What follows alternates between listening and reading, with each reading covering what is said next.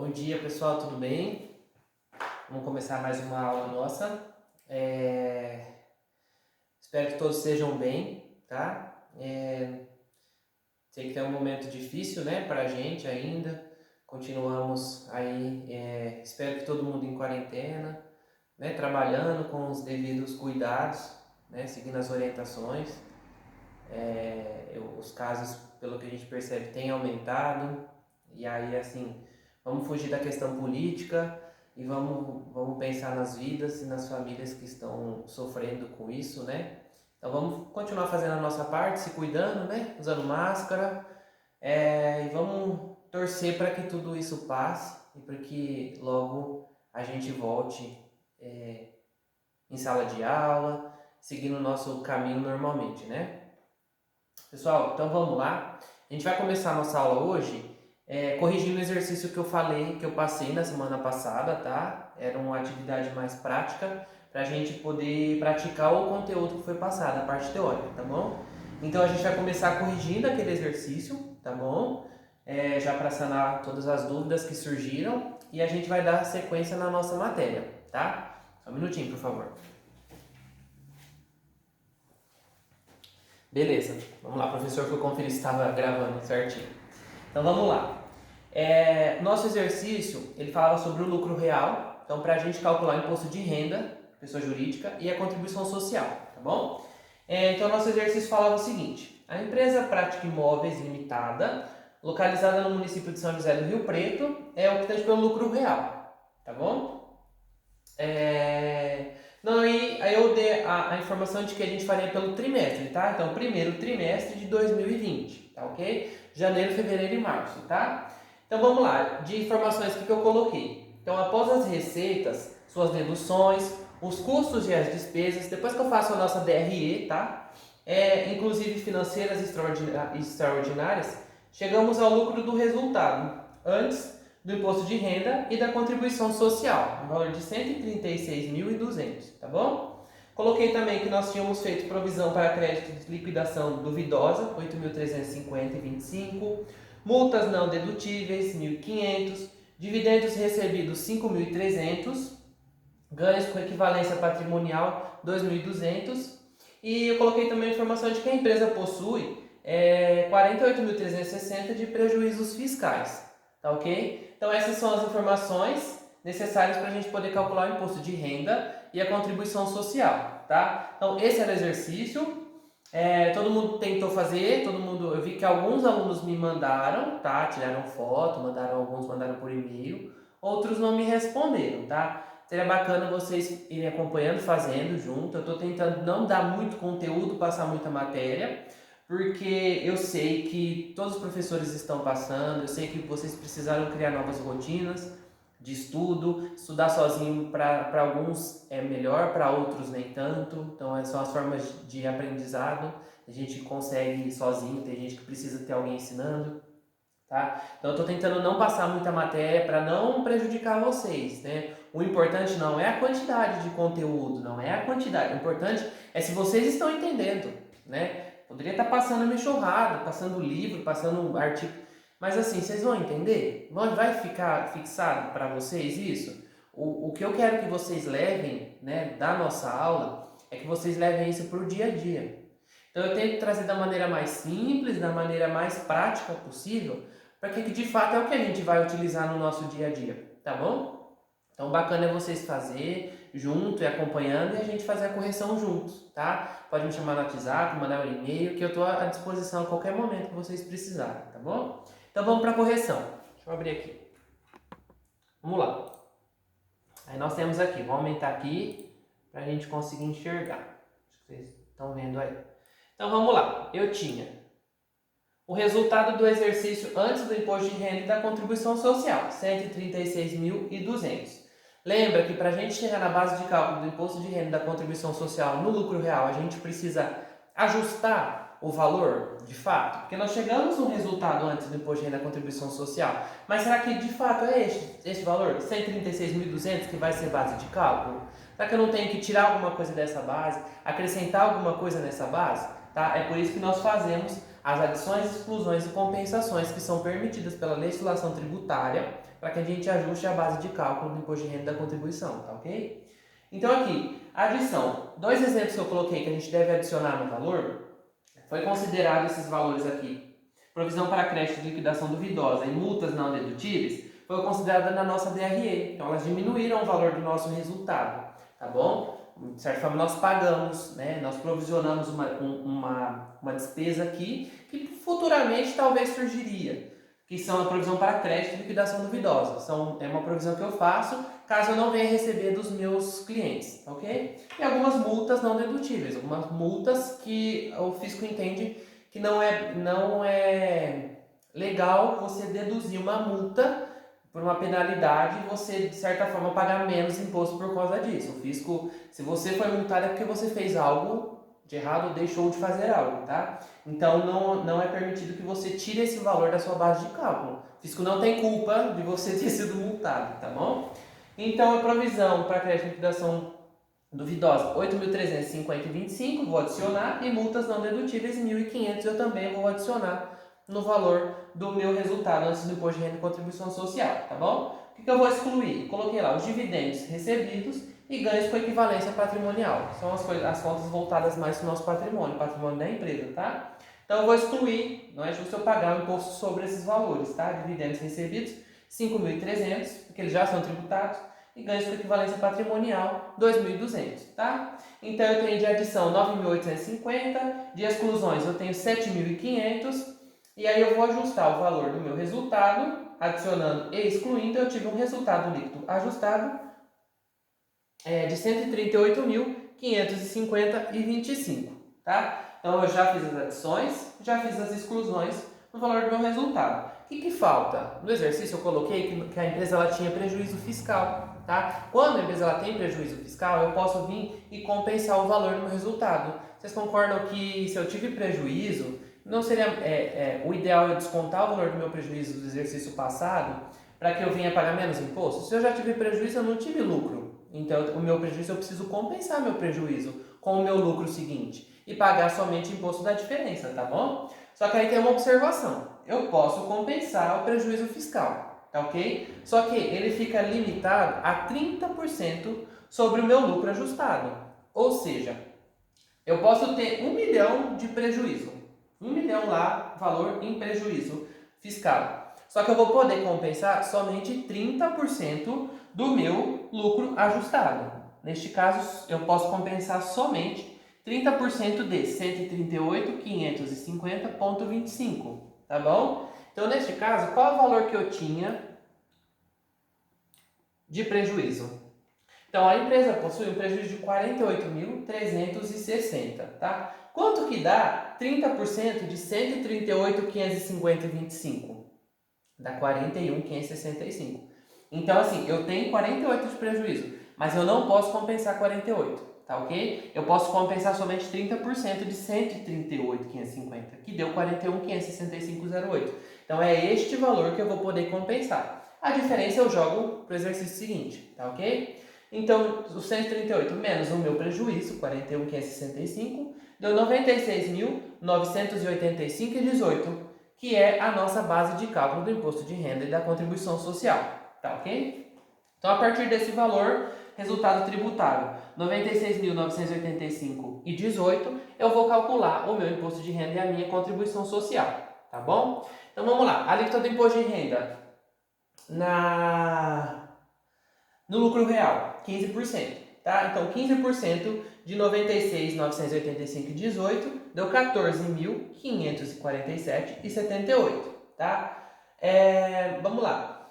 Eu posso ter, no trimestre, a base de cálculo, se ela for superior a 60 mil reais, se o meu resultado tributável do trimestre for superior a 60 mil reais, neste caso foi 96.985, a diferença dos 60 mil, eu preciso calcular o valor adicional de imposto de renda. Então, neste caso, o que excede 60 mil é 36.985,18.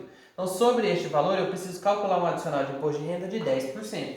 Tá? Então, deu mais 3.698,52 de imposto de renda. Somando o imposto de renda de 15% mais o adicional de 10%, nós chegamos no valor de R$ 18.246,29 de imposto de renda a pagar. Tá ok? Então vamos lá. A gente não pode esquecer a compensação limitada a 30% do meu lucro ajustado, tá? A gente não pode esquecer do adicional do imposto de renda quando excede 60 mil, tem que calcular o adicional de 10% do imposto de renda, tá ok? E a nossa contribuição social, ela é 9% sobre o nosso resultado tributado, tá? 96.985,18, nós chegamos no valor de 8.728,67. Então esse é o resultado do nosso exercício, tá?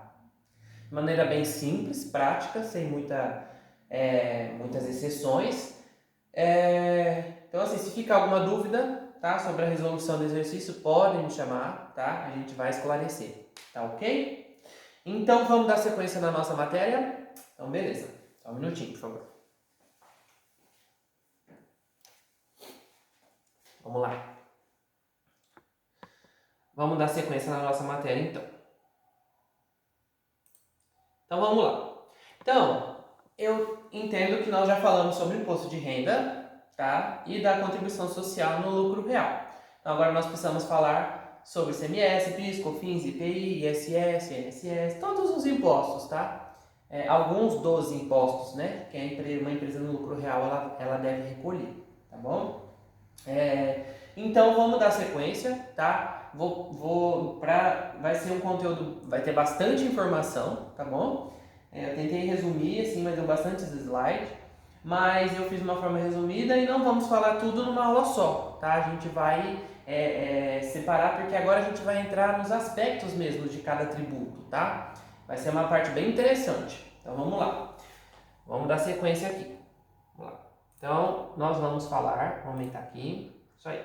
Então nós vamos começar falando sobre o ICMS no lucro real, tá bom? Então uma empresa no lucro real, ela deve pagar o ICMS, assim como uma empresa no lucro presumido também paga, assim como uma empresa no Simples Nacional também paga. Cada uma da sua maneira, mas deve recolher o ICMS, tá bom? Então o que é o ICMS? O ICMS é um imposto sobre a circulação de mercadorias e serviços. Você pode falar para mim, professor, mas então se uma empresa ela presta serviço, ela tem que pagar ICMS? Depende. Que tipo de serviço que ela presta? Tá bom? Alguns serviços são tributados pelo ICMS, tá? Outros serviços pelo ISS, Imposto sobre Serviço, tá bom? Nós vamos falar sobre isso adiante, tá ok? Mas a gente não pode esquecer disso, tá? Então, o ICMS ele incide sobre mercadorias e serviços, tá? Ele é um imposto de competência dos estados, tá ok? Então, ele não é competência da União e nem do município, ele é de competência dos estados, tá ok? Do Distrito Federal. Sua regulamentação constitucional está prevista na Lei Complementar 87 de 1996. Desculpa. A chamada Lei Candir, tá? Alguns de vocês acho que já ouviu falar sobre a Lei Candir. Por que ela se chama, ela ficou conhecida como a Lei Candir? Porque ela foi proposta, né? Foi um ex-ministro que propôs um projeto de lei e o nome dele era Antônio Candir, tá? E aí foi aprovado, enfim, foi a votação, foi aprovada, virou uma lei, a Lei Complementar 87 de 96, e ela carrega, então, hoje o nome dele. Então, é a Lei Candir, tá ok? Vamos pro próximo. Vou passar aqui. Aí que eu falei para vocês, o ICMS tributa alguns serviços, mas quais tipos de serviço, tá? Então, serviços tributados pelo ICMS, serviços de transporte, interestadual e intermunicipal. O que significa isso? Eu contratei uma transportadora, ela vai trazer para mim aqui para São Paulo, ela vai buscar lá em Minas Gerais. Então, eu vou contratar uma transportadora, ela vai emitir um CTE e esse CTE a transportadora tem que pagar ICMS sobre ele, tá? Intermunicipal, eu quero transportar algo daqui da minha cidade, de Neves Paulista, para São José do Rio Preto, tá? Entre municípios, também pago o ICMS, tá? E agora, se eu contratar uma empresa para fazer um transporte dentro da minha cidade, contratei lá, vai transportar aqui dentro de Neves Paulista mesmo. Aí eu pago ISS e não ICMS, tá? Porque o ICMS ele é interestadual e intermunicipal, mas se for dentro do mesmo município, aí eu vou pagar o ISS, se for dentro do mesmo município, tá? Ok? Então vamos lá. E os serviços de comunicação e telecomunicação. Então, quando a Vivo, a TIM, a Telefônica, emite a nota, eles pagam ICMS e não ISS, porque os serviços de comunicação e telecomunicação são tributados pelo ICMS. Beleza, pessoal? Vamos lá. Vamos lá, alguns conceitos sobre o ICMS, tá? Quem é o contribuinte do ICMS? Contribuinte é toda pessoa física ou jurídica, tá? Que realize com habitualidade ou em volume que caracterize intuito comercial operações de circulação de mercadoria ou prestação de serviços de transporte interestadual e intermunicipal, como nós falamos agora, e de comunicação, ainda que as operações e as prestações se iniciem no exterior, tá? Então, contribuinte, eu posso ser contribuinte pessoa física, pessoa jurídica, eu tenho uma atividade comercial, uma habitualidade, eu produzo ração, então eu faço com frequência, eu sou uma pessoa física e eu vendo roupa com frequência, então aí fica caracterizado como uma atividade comercial, porque tem a habitualidade, tá? Então aí eu sou o contribuinte do ICMS, tá bom? Os contribuintes do ICMS, eles precisam estar registrados no estado, tá? Eles precisam ter uma inscrição estadual para que eles consigam emitir nota fiscal e fazer o recolhimento do imposto, tá ok? A inscrição estadual para uma empresa, ela seria como o RG para nós, tá? Então, assim, nós temos o CPF, que é o cadastro da União. O nosso CPF hoje, ele é da União, ele é geral, do Brasil todo. O CNPJ da empresa também, tá? Ele é nacional, tá ok? Agora, a inscrição estadual da empresa e o nosso RG, ele é estadual. Então, cada estado vai emitir um registro, tá? Cada estado vai emitir sua inscrição estadual, tá ok? Então, só um comparativo aí, tá? Vamos lá. Lucro real, tá? Princípios que regem o ICMS, tá? Falando do ICMS. Então, o ICMS ele é um imposto indireto, porque sua incidência independe do resultado do exercício, tá? Isso é, a mercadoria não precisa ser vendida com lucro para que o valor seja embutido no da mercadoria. Ou seja, eu só vou pagar o ICMS se a minha empresa der lucro? Não, eu vou pagar o ICMS se eu faturar, se eu vender alguma coisa. Independente se eu vou ter lucro ou se eu vou ter prejuízo no final do exercício, tá ok? Então ele vai incidir na operação, tá? E não no resultado da empresa, tá? Porque ele é indireto. O ICMS no lucro real ele é não cumulativo, nós temos falado bastante sobre isso, tá? Por que ele é não cumulativo? O imposto não se acumula, como o próprio nome diz, ele não se acumula, tá? Ou seja, ele é compensado em operação posterior relativa à circulação de mercadorias ou à prestação de serviço com montante cobrado nas anteriores pelo mesmo estado ou por outro, ou pelo Distrito Federal. O imposto anteriormente cobrado é o imposto destacado no documento fiscal de compra. É aquela história, né? Comprei uma matéria-prima, ela veio lá com R$100 de ICMS. Eu vou aproveitar, vou creditar esse valor de ICMS, e quando eu vender o meu produto, vamos supor que eu vou ter que pagar do ICMS do meu produto R$150. Só que eu já fiz um crédito de 100 na minha entrada, eu vou compensar com o valor que eu tenho a recolher de 150, no final das contas eu preciso pagar somente R$50. Tá ok? Somente R$50 de ICMS, tá? Porque ele é não cumulativo e eu posso vir compensando, de acordo com a cadeia do que aconteceu na cadeia anterior, tá ok? Se lá pagou, eu creditei, eu vou lá e vou compensar no meu valor a recolher, tá? E aí lembre-se, tem as regrinhas, nem tudo que vem destacado, nem todo o valor que vem na nota fiscal de ICMS, eu posso me creditar, tá ok? Às vezes o valor que vem é sobre uma compra de um material de escritório.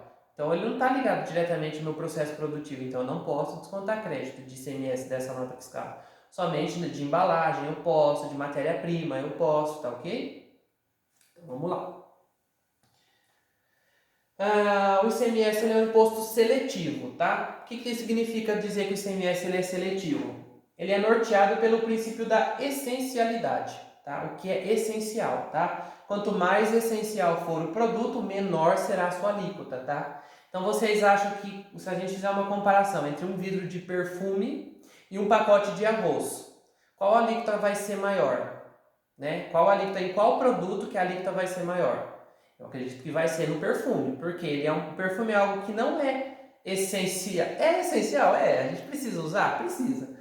Mas assim, de certa forma assim, a gente vive sem perfume, mas a gente não vive sem comida, tá? No caso eu dei um exemplo de arroz, tá? Então o arroz ele é essencial e o perfume não é. Então o perfume, a tributação do perfume vai ser maior do que a do arroz, tá? Então o ICMS ele trabalha dessa forma. Cigarro, que não é essencial para nós, para nossa saúde, ele tem a alíquota maior de 25%, tá? Enquanto o arroz, vou dar um exemplo para vocês, é 12%, tá ok? Isso que é o princípio da essencialidade.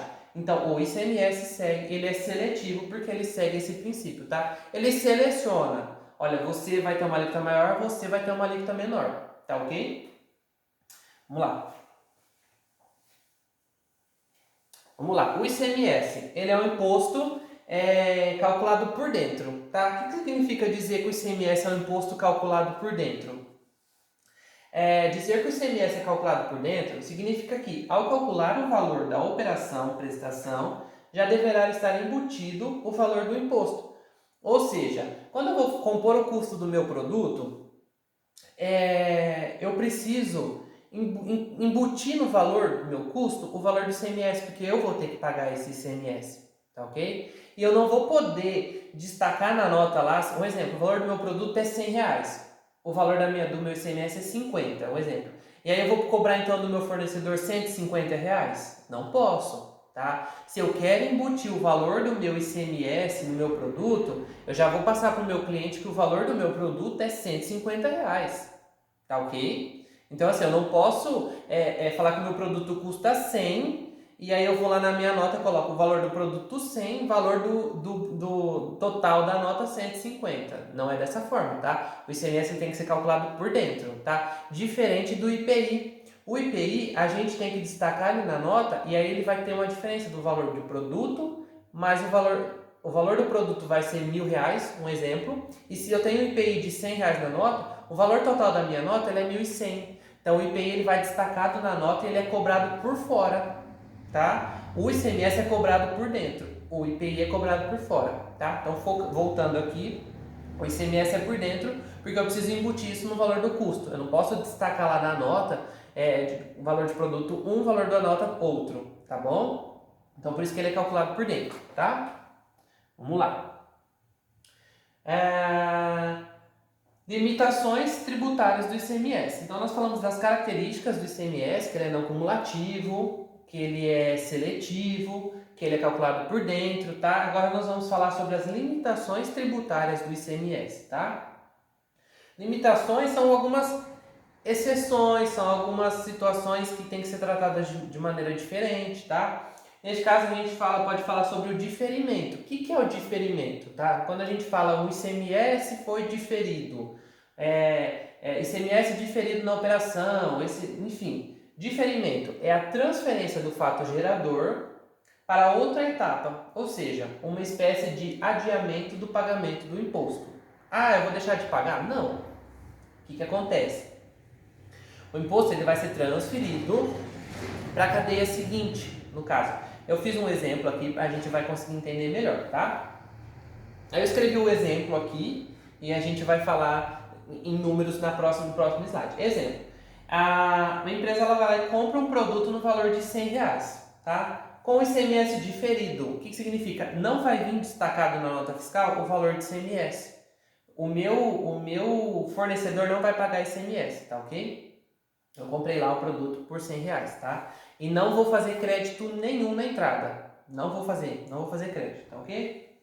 Aí assim, ou a minha empresa vai revender esse produto ou eu vou utilizar ele no meu processo produtivo e depois eu vou vender o produto que eu produzir, tá ok? Ou eu revendo o que eu comprei, ou eu utilizo o que eu comprei num processo produtivo para criar outro produto, tá? Então, a revenda do mesmo produto ou a aplicação do mesmo no processo produtivo para a venda posterior. Então, vamos por lá, o valor da venda é R$180. Eu vou vender depois, tá? Vou vender por R$180. Eu vou pagar ICMS sobre R$180 e eu não vou fazer crédito nenhum na entrada. Se eu comprei por 100, eu não tive crédito nenhum porque veio diferido. Então, eu vou pagar sobre o total, sobre R$180, tá? sem fazer crédito algum na entrada, eu vou pagar o ICMS de toda a cadeia, tá? O que significa isso? Vou mostrar para vocês em números que vai ficar mais fácil para a gente entender, tá? Tentei montar de um jeito bem simples para a gente conseguir entender. Vamos lá. Dei um exemplo aqui, ó.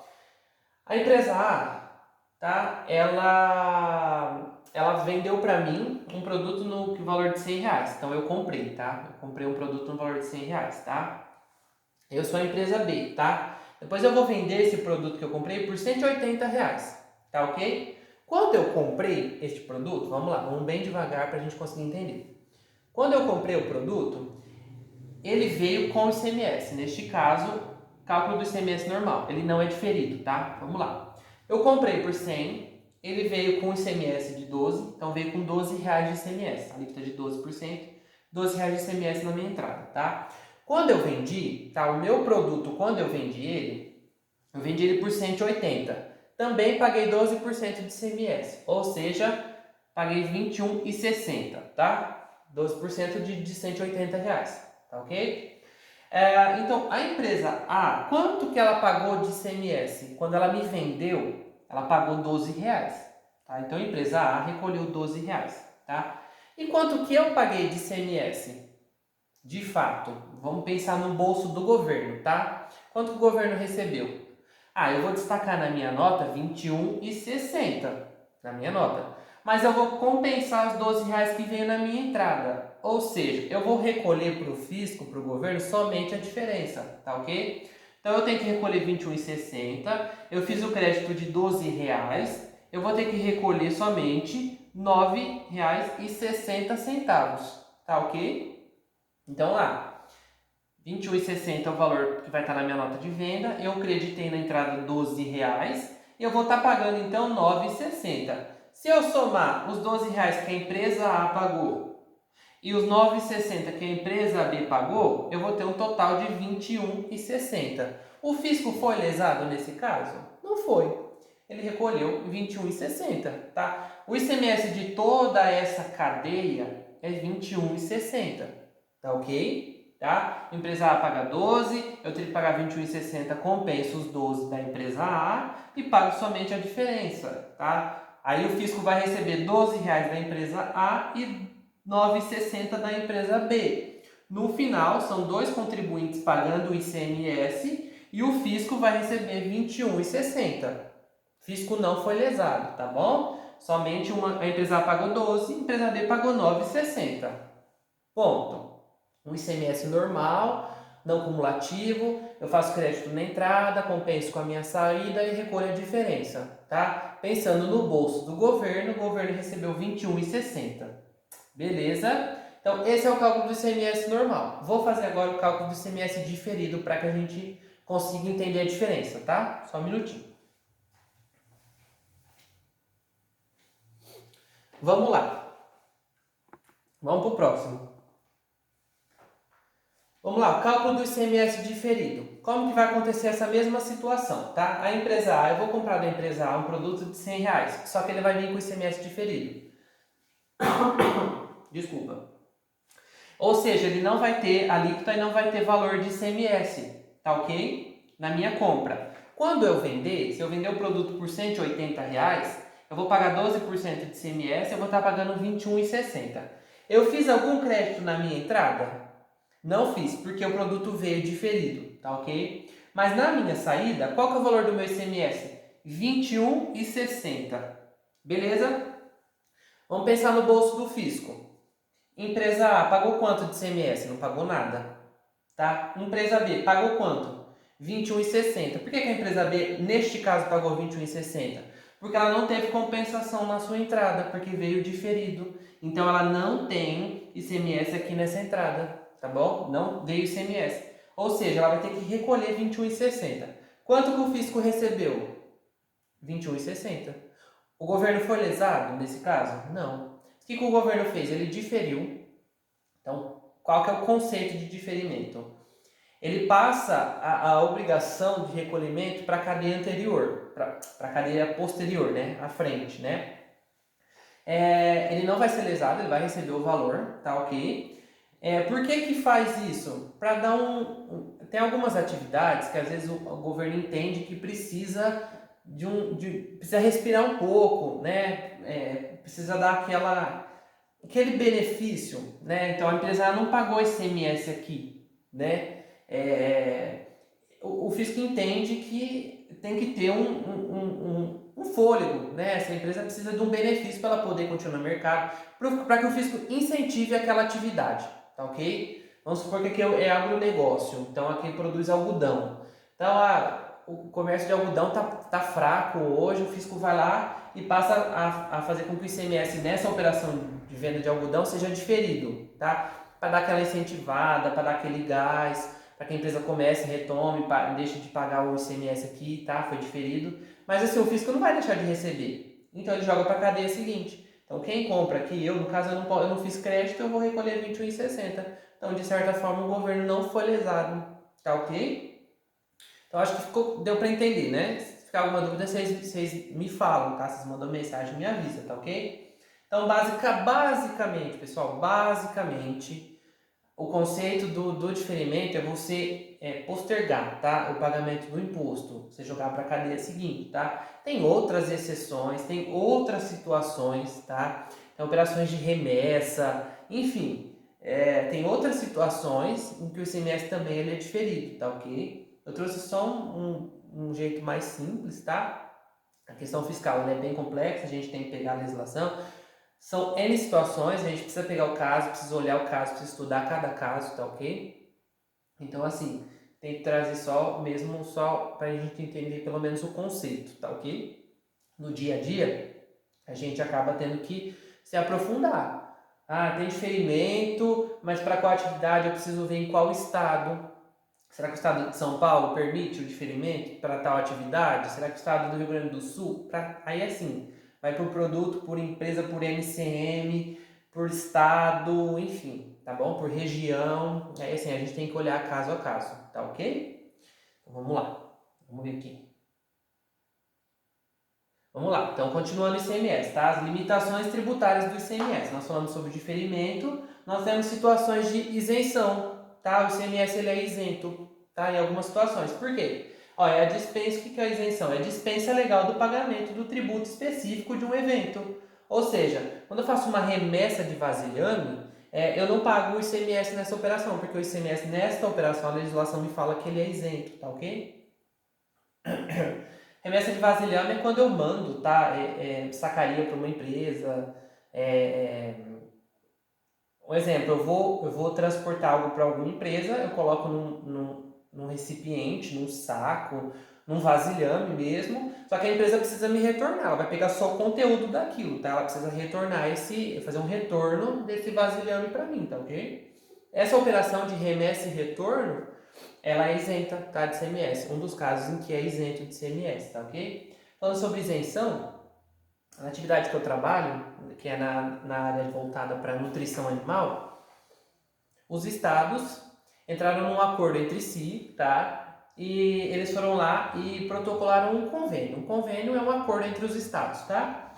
Então eles combinaram que a venda de ração, tá? Para bovinos, para aves e suínos. Um exemplo, dentro do estado de São Paulo, vou falar de São Paulo, tá? Se eu vender aqui, eu estou aqui na cidade de Neves Paulista, eu vou vender para a cidade de Ribeirão Preto, se ocorrer dentro do mesmo estado, é isento, eu não preciso pagar o ICMS nessa operação, tá ok? Mas aí assim, há uma exceção de uma isenção, precisou de um convênio de ICMS, precisou de um acordo entre os estados. Então assim, isenção é a dispensa legal do pagamento. Só que aí tem N exceções, N causas e motivos para ter isenção em determinados produtos, tá ok?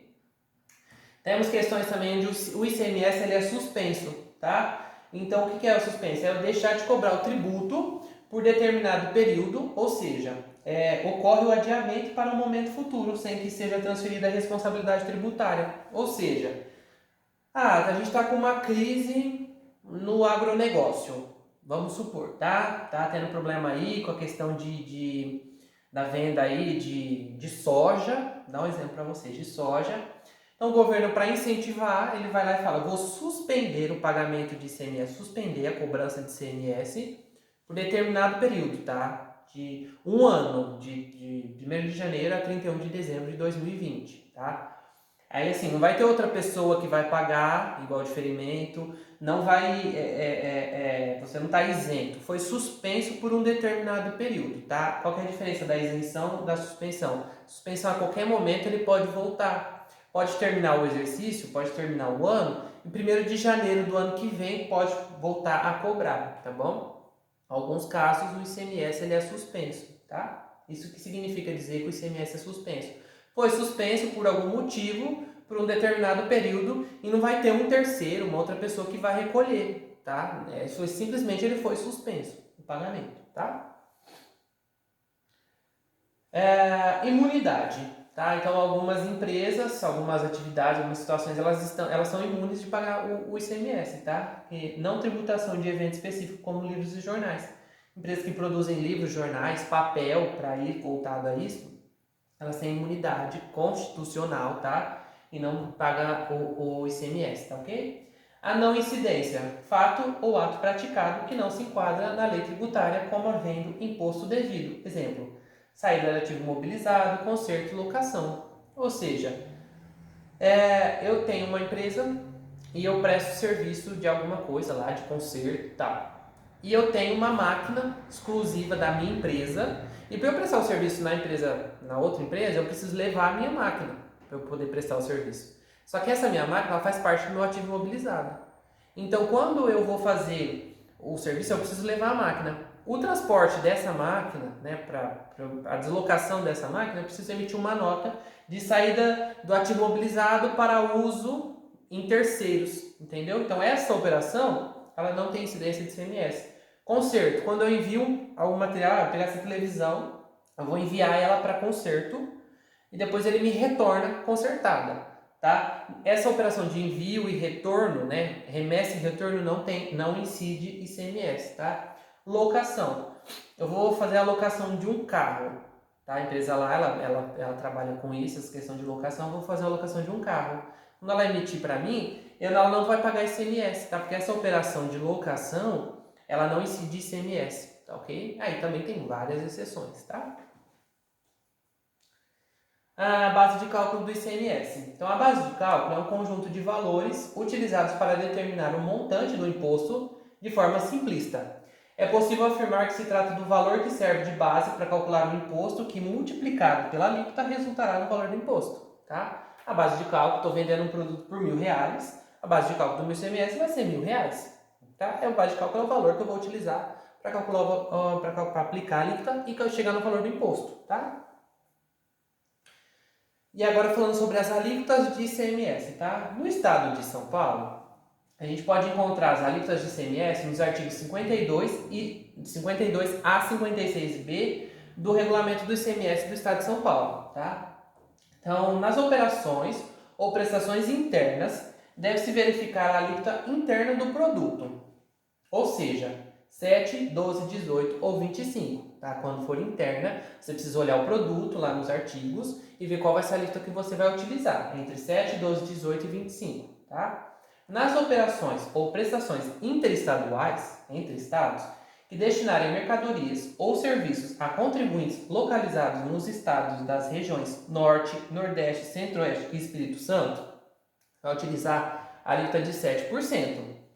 E para as regiões Sul e Sudeste, você vai utilizar a alíquota de 12%. Então, se eu mandar um produto meu daqui, se eu vender para algum estado da região Norte, Nordeste, Centro-Oeste e o Espírito Santo, eu vou pagar 7% de ICMS nessa operação, tá? Agora, se eu vender daqui para um estado da região Sul e Sudeste, eu vou estar pagando 12%, tá ok? Então, essas são as alíquotas, tá? Então, aqui a gente já vai entrar depois no IPI, tá? Eu vou parar por aqui a questão do ICMS, legal vocês assistirem, ler sobre o conteúdo, vem me perguntar, vamos conversando, tá?